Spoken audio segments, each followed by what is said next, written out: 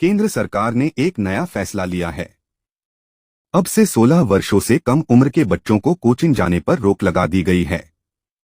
कहने का मतलब है कि अब 10वीं कक्षा तक के बच्चे कोचिंग नहीं कर सकते। नमस्कार, मैं Rajdeep Yadav generated artificial intelligence हूं।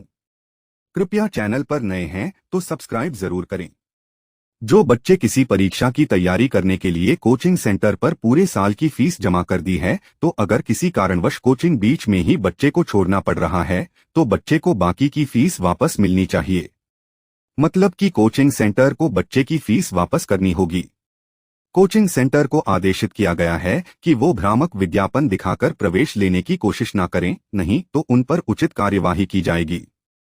चूंकि कोचिंग सेंटर में हमेशा से सफल बच्चों का ही प्रचार किया जाता रहा है और जितने बच्चे असफल होते हैं उनका कोई भी कोचिंग विवरण नहीं देता है, इसलिए सरकार ने बच्चों के साथ धोखा ना हो सके और ऐसे लोगों पर लगाम लगाई जा सके जो कि केवल और केवल भ्रामक विज्ञापन दिखाकर हजारों बच्चों को अपनी कोचिंग सेंटर में प्रवेश लेने के लिए प्रेरित करते हैं।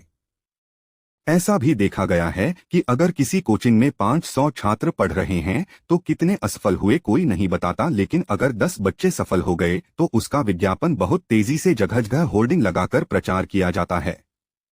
इन कोचिंग इंस्टीट्यूट को निर्देशित किया गया है कि जो भी ऐसा करेगा उनके खिलाफ कड़ी कार्यवाही होगी। इसके अलावा ये इंस्टीट्यूट अच्छी रैंक और नंबरों वाली विज्ञापन नहीं दे सकते। जो फीस छात्रों से ली जाएगी उसकी पक्की रसीद भी छात्रों को देनी होगी। कोचिंग सेंटर को अपनी एक वेबसाइट बनानी होगी जिसमें पढ़ाने वाले अध्यापकों और कोर्सेस, समय अवधि, हॉस्टल की फीस और कोचिंग छोड़ने पर क्या पॉलिसी होगी, सब कुछ उस वेबसाइट पर लिखनी होगी। इसके अलावा जो छात्र अपनी पूरी फीस दे चुकी है परंतु किसी कारणवश उसे बीच में ही अपने कोर्स को छोड़ना पड़ रहा है तो उस छात्र की बची हुई फीस वापस करनी होगी। कोचिंग में साप्ताहिक एक छुट्टी छात्रों और अध्यापकों को भी देना अनिवार्य कर दिया गया है। अब नए कानून के अनुसार एक दिन में 5 घंटे से ज्यादा का क्लास नहीं लिया जा सकता और इन क्लासेस के समय भी बहुत सुबह या बहुत देर रात तक नहीं होंगी।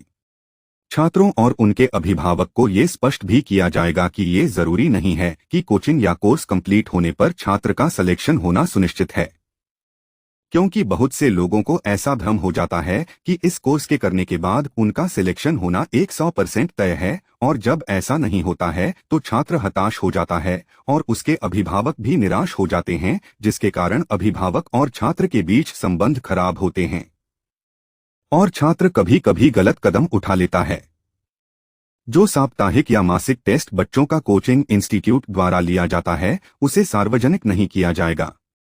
जो कोचिंग वाले कानून तोड़ेंगे उनके खिलाफ जुर्माना भी लगाया जाएगा।